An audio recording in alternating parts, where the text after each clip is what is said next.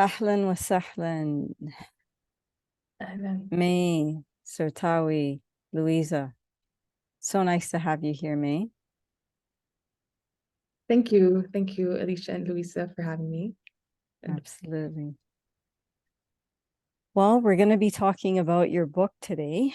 This is a long overdue sort of, wouldn't say interview, but a talk to learn more about, your book and to help, more and more people connect to the message behind your book. Louisa, you want to give a background? Sure. So hoping I can do you justice. And please feel free to, add whatever you feel is necessary. But May, you're a published poet and a lawyer, and you're working in telecom at the moment, if I'm not mistaken. And you're equally a very skillful somatic healer. You're using movement to heal, and you're an advocate also for mental health awareness. And that is also what is one of the main themes for your book that we're talking about, My Heart's Constellation. And equally, yes, there we have it, a beautiful book. And equally, May, you have a private Zainabiyya in Kuwait where you have circles in praise periodically, right?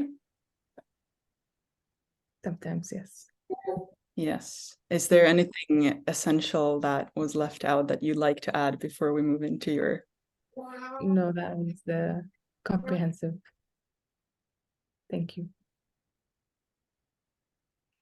May, you're in Kuwait, is that correct? Yes.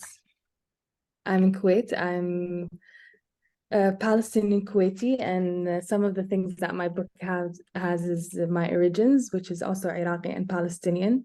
So in the book is about praising the Prophet and Ahlul Bayt, and it's also about my ancestral line and talking about being in love, metaphorically being in love with a human, and then acquainting that love with the love of God. So it's a Sufi poetry, and it just documents different states that I've been through. Yeah, and the reason why it relates to my mental health is because I actually before I used to always write poetry, and I used to always think, when I die, someone will take all my poems and put them together and then publish them. But that's when you have a very high expectation of what people will do for you, but everyone's busy in their own lives. And thankfully, with Alicia and Louisa, when I went through one of the toughest time of my life, which was going through a manic episode and being hospitalized for it, you both encouraged me, thank you so much, to write a book with all the poetry I had, because these were states that weren't minute. They were big, they were states that impacted me and might influence other people. For a while, I used to think that the book was what I used to underestimate the power of my poetry by thinking it was just state of like a maniac, because I believed that I was sick and that was it.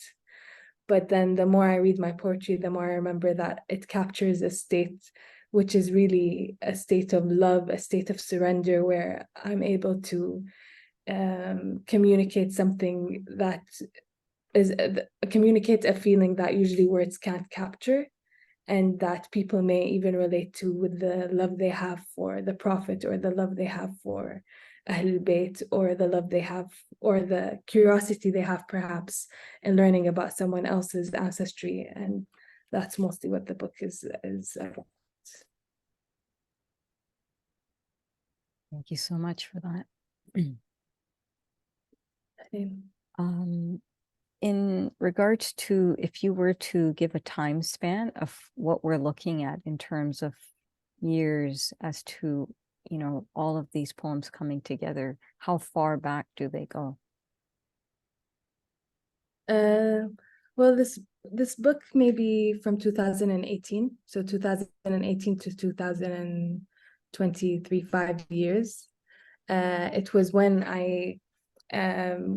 it was when I first joined Tariqa, when I first met you, Alicia, in 2019, or was it the end of 2018, 2019, I I can't think. remember exactly, but It was around that time, maybe a year before, I joined the Rumi Center for Spirituality and Arts.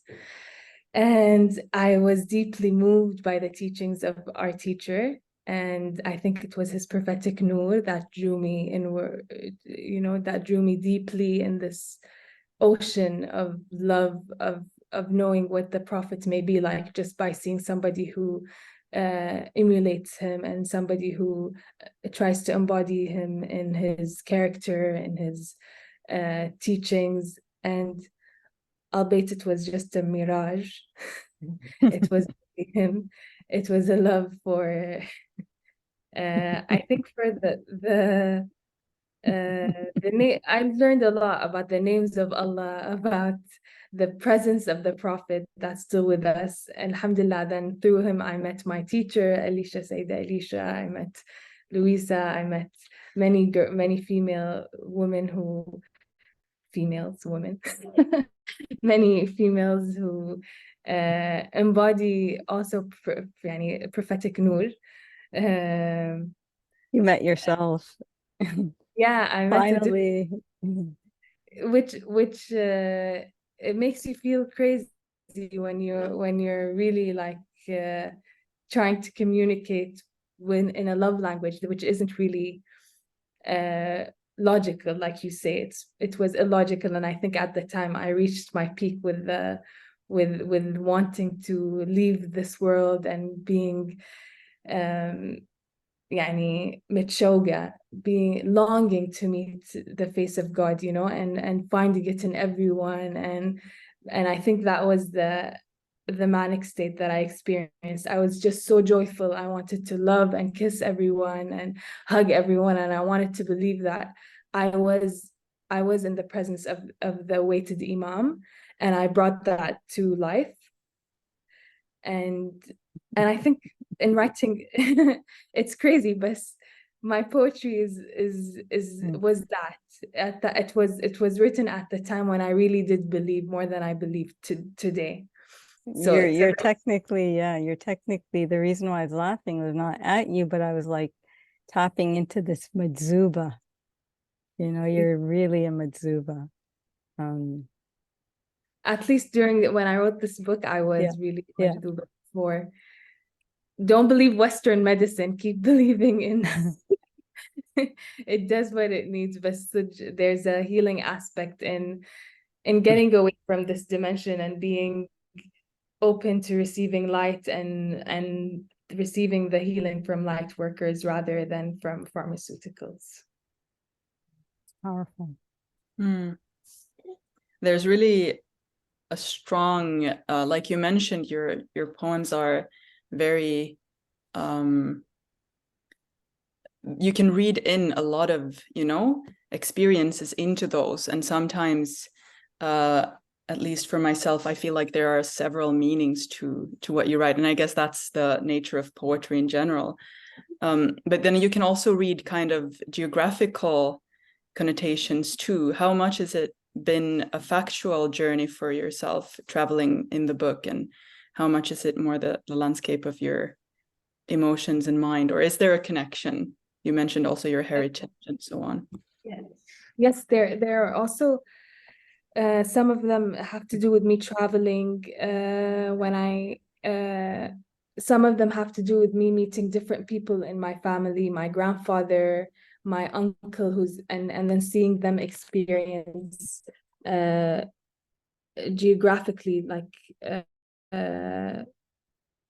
limitations, not being able to travel or facing war, or I speak also about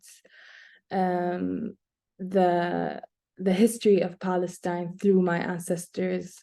So some of it is real, like it's remembering a geographical shift that did happen throughout my life, one poem I have is when I met a shaman, and so it was me traveling. Some poems were when I was at Turkey, different places where different different locations make you tap into different feelings. And some of the book was also me traveling inwards, because every journey outwards is also a journey inwards. So even though I was traveling physically, a lot of it had to do with me feeling a movement within myself. Falling in love, being taken away by somebody's eyes, somebody's ankles, even by a moth, by a and that's also through meeting people in my journey, by a mosquito, by a moth, different animals, different insects like that move you and awaken different sensations that take you on a journey if you really tap into it.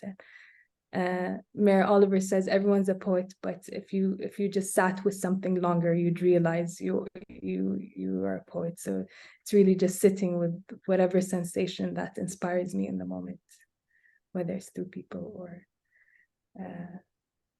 different beings. It takes a lot to be able to share moments of such intimate sort of experiences, such rawfulness, vulnerability, and the whole array of should I not sort of, should I share this? The world has yet to see this side of May, but now you're going to be basically consciously revealing that. And even though we may, catch a glimpse of you through the poems, we really have not really caught the states. So how did that feel, knowing that you're now collecting poems and you're consciously putting your poems together so that others that you've never met or know of would be able to now read, or even people within your friends and family, they would now, hold this book and say, I got you. Yeah, you're right. I didn't share the book with my family members, and they're like, we can share it, you can share it with us. But I feel some of these things are very private. But thankfully, poetry is like a dress, right? It's your clothes, you're clothing the emotion, you're clothing the situation. So it's not really, it could be interpreted like Louisa said, in many different ways. So I'll be at the mercy of different interpretations and saying, that's your interpretation, that's not mine. But there's something very, I think I'm afraid. There's a bit of fear, but there's also something very, maybe, what's the word? Reassuring, knowing that it's you being honest, like you don't have to say more, like this is honestly what I did and this is honestly what I went through. And some of them are poems about Layla, and Layla is Layla. and I'm not the only woman who been through situations, and it's and maybe it will give room for people to feel like, she expressed a situation that I went through, but I was never able to put in words, or I was too ashamed to ever speak about. And then that's how healing happens. So it starts with me. So I'm glad I'm having this talk also, because you're right, my book really has some things that we shy away from. Bravo. I mean, that gives us a lot of reassurance, because the very purpose, as you know, of the divan that we have is to bring out that authentic self, sharing your truth unapologetically. And why not, sort of? And, you've really embodied that on so many levels by just sharing it all, and to be continued. Thank you. Yeah, it really felt like a healing journey reading the book, and delighting in, even like after having read through, obviously while going through it for publishing many times, but it felt like each time there's some more layers revealed. And I can imagine even for yourself, such a potent medicine must be like bringing forth like healing even for yourself, like as you go through it again and again. I haven't given this book as much dues as it deserves, honestly. I just left it on the shelf and I just took it out for this interview. But when I do like flip and I read something, I remember how I feel at this stage in my life, inshallah, it's a temporary stage, more disconnected. So when I read it, I feel like I was really connected with my, with my depth, yani with my essence. So it gives me hope in that that exists. If that existed once, it could come back, inshallah. Many a time, we have like our history or parts of us that we choose to, keep in different departments and keep them locked and closed and privy to, our selective guests. But when a person consciously, in the case of poetry, it's not a story you're making up. These are your actual heart songs on paper, and then everybody's reading your songs, basically. What was I going to say? Compartmentalizing. Yeah, and just consciously like putting it all out there. Do you feel that you've actually come to meeting yourself and parts of you that you may have just neglected or looked the other way, shunned, and do you feel like, okay, after this, do you see yourself dealing with yourself more compassionately, or has there been a shift in how you can see yourself? Yeah, this definitely gives me I don't want to say an identity because that's very concrete, but it does give me a meaning of who I am, because these, when we have poetry, we just write them. We just write poetry. We don't remember what we've written. They're just in the air. But then when you put them all together, you go back every once in a while, and you or you have this tangible thing, and you're like, this is who I am. There's no, this is again like who I've been through. These are my experiences, and you are holding them, and you're putting them in a place, yeah, and you're memorializing them, and that is a lot, because then you know who you are becoming. You know who there's a place that you can relate yourself to from, yani, or from, it's relative who you are, what you're doing. It's not like they're just letters in the air. You're actually grounding yourself with your writing, and it's not somebody else telling you who you are. It's you who is defined. You are the resource that you go back to, and you get wisdom from, or get love from, and because they're all, like you said, they're love songs of the heart. That's beautiful. And you go back to them and you find healing from your own self, uh which is empowering. And it's you who you go back to yourself. You don't go looking for someone else's words, even though there's a lot to learn from everyone else, but to have that with yourself is empowering. Alhamdulillah. Thank you. Would there be something you would like to share from your book with us? Because, like I said, we've read it with Alicia, but I'm sure also others would like to hear something from your beautiful collection. Let's see what comes out. Okay, this is a long poem, but this is okay.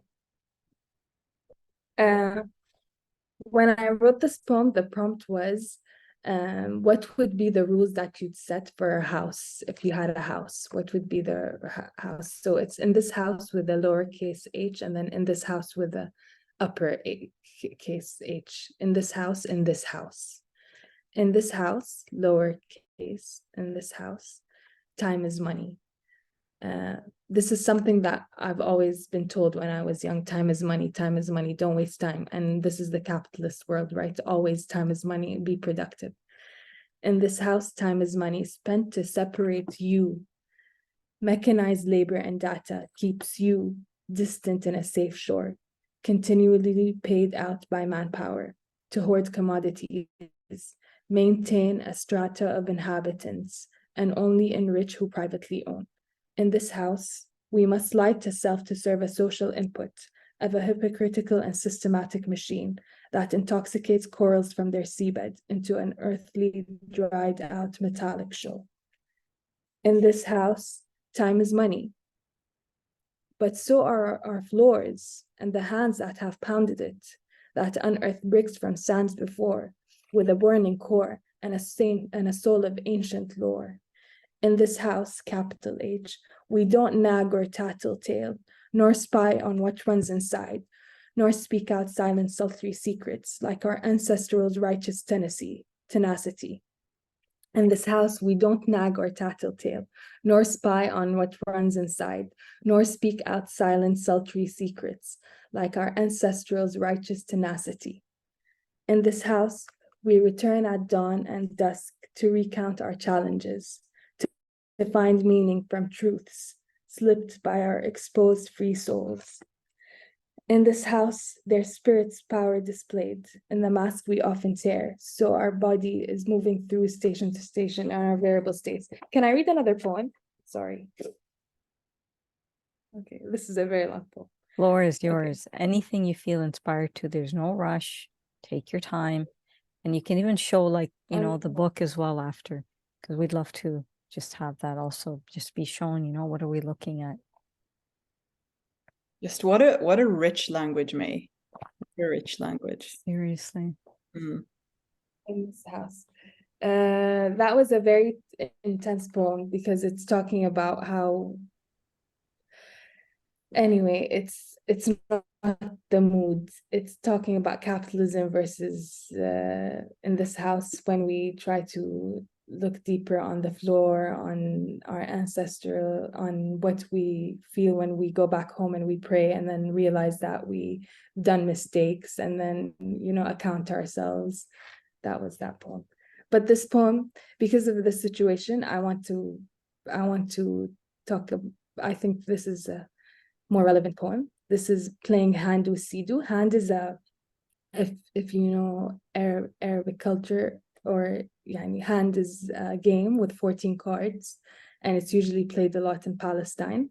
It's called hand, and my grandfather, before he passes away, he used to always, that was our childhood game, playing hand. And I'm comparing the game hand to how he feels about the occupation. Okay.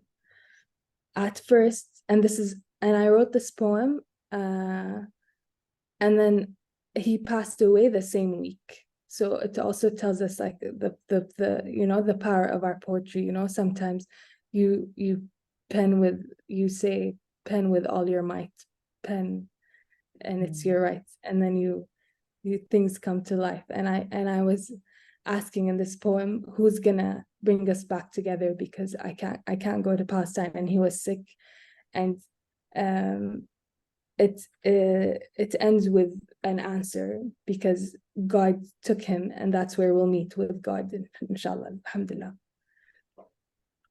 At first, I thought divine gifts disappeared from my life with your fainting voice, but they still echo. I heard you ask, Jash or ma Jash? Did he come or not?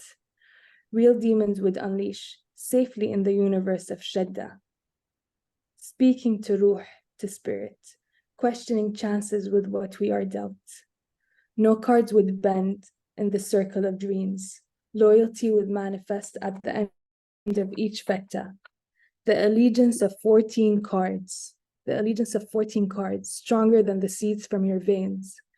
You could recover them from the battlefield. No soldier's defeat would be in vain. Trapped in your dark blue eyes was an infuriated spirit, insistent on fortifying pride, in spite of walls, enclosures, and fences.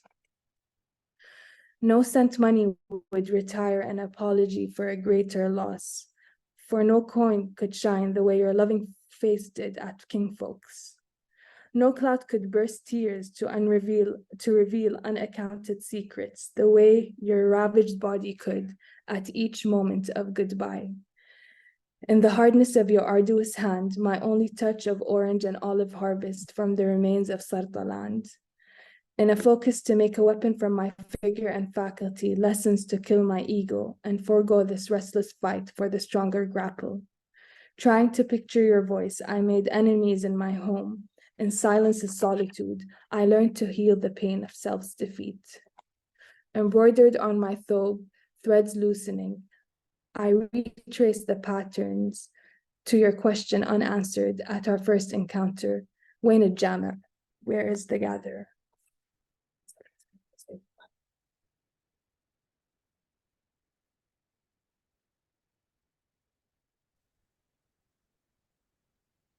Thank you. Thank you so much. Thank you. And I really think this book, or your poetry in general, is something to sip slowly and sometimes even over and over again, because it needs that such intricate detail and mashallah. Thank you. You can see the artwork on it. Let's see the cover art. And where exactly were you in this photo? I was at the maqam of Sadr al-Din al-Qanawi, Who is? who is a scholar at the time of Maulana Jalal al-Din Rumi. He had connected bin Arabi with Maulana Jalal al-Din Rumi. And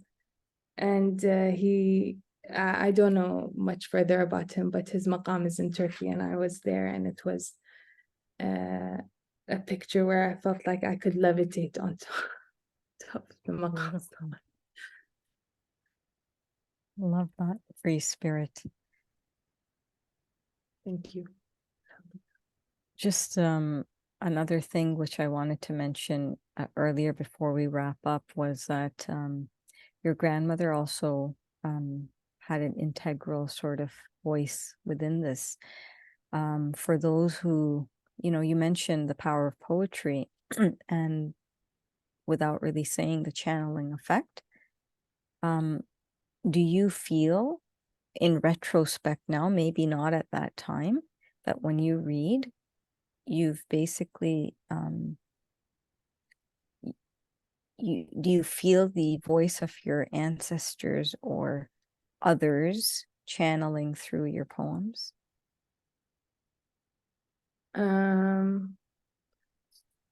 If I bring them in my presence, then I'll write thinking about them, and that's it.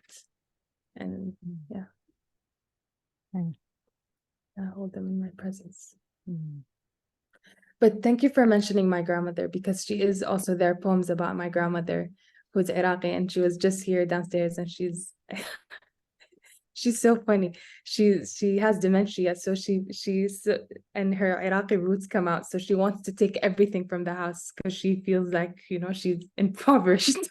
So she's like, that's ours, let's take this, let's take this. And I know it's a bitter joke, but she's funny. She's worried for her family, so she wants to make sure that all her belongings, which aren't really her belongings, are with her. She feels nothing belongs to us. Inna lillahi wa inna ilayhi raji'un. So your book is available in hardcover and paperback through Amazon. And from what I understand, you know, for the remaining year or onwards to 2024, you do plan to have some live readings and talk about mental health and other topics that basically make it into your book. Is that correct? Inshallah. Inshallah, yes. I think I'm still trying to understand. It's been a year since I wrote the book, and it's been a year since I've been dealing with a full-fledged diagnosis. And I feel like I don't want to diminish the power of poetry and the intensity of spiritual states that could get in the way of our day-to-day routines and our day-to-day and our faculties, our mental faculties, which could be diagnosed as a mental illness. But I don't want to say that it's a mental illness, therefore these states are not credible. Like, these spiritual states don't have any credibility. And I feel something around this maybe will help me know what to talk about when I do have a reading, you know, because for a long time I started to diminish the truth that we feel, you know, because somebody told me it's illogical, which is what we always feel, you know. It's illogical to feel like you're being called. It's illogical to feel like you can sense beyond our five senses. Because we all know it's not the truth, but I don't know what is the truth. Yeah, well, I suppose this candidness of yours is, first of all, something that will definitely bring solace to basically anyone, because it's not like anyone is free from states and the subjective reality regardless. And anyone, especially who's into poetry, I'm sure it's almost impossible to write poetry without sometimes doubting your sanity, whether, you know, society would label that as mental illness or not. But regardless, I think, yeah, your honesty and your kind of upfrontness is just something that gives kind of freshness to everything, authenticity. So I applaud you for that. And it's just, you know, it's been a pleasure even now talking about this book, because it's bringing forth some hues that are just deepening once again the experience of it. And personally, I could only recommend it for, you know, all our listeners at the moment, whoever is hearing this. And inshallah, we'll hear also from you about these coming, you know, readings, if you're planning to have any of them online also.